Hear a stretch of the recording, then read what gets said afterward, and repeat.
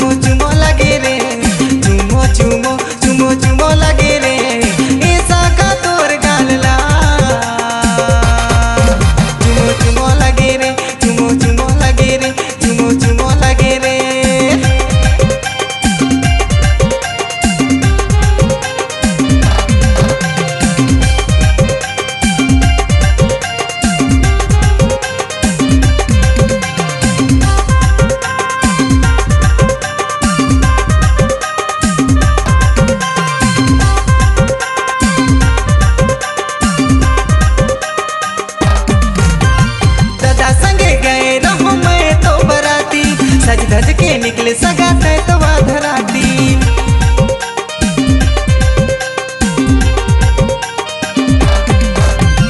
दादा संगे गए रहूं मैं तो बराती, सज धज के निकले सगा तैतवा धराती। छुओ छुओ धरो धरो लगे रे, छुओ छुओ धरो धरो लगे रे ऐसा का तोर गालला। चुमो चुमो लगे रे, चुमो चुमो लगे रे, चुमो चुमो लगे रे, चुमो चुमो लगे रे।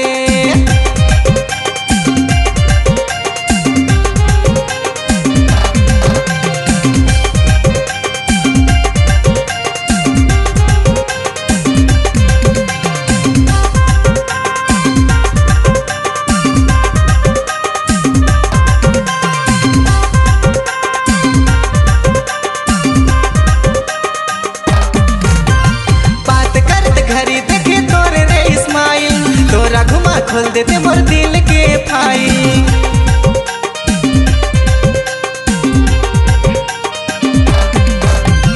बात करते घरी देखे तोरे रे इस्माइल, तोरा घुमा खोल देते मोर दिल के फाइल। साइन कर दे मोर बरहा कही दे, साइन कर दे मोर बरहा कही दे ऐसा का तोर गालला। चुमो चुमो लगे रे, चुमो चुमो लगे रे, चुमो चुमो लगे रे, चुमो चुमो लगे रे।